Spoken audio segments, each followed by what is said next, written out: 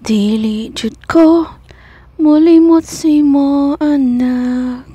Antud karon ako nagpaabot pa na mahibalik pa ang kagahapon ta bisan pa og ako gikalimtan mo na.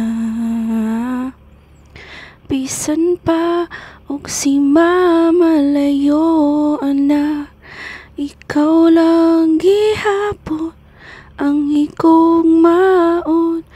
Bisan pa og kasakit lang ang naangkon, basta malipay ka ang tanan akong dawaton. Kagwapo sa kong anak, oy.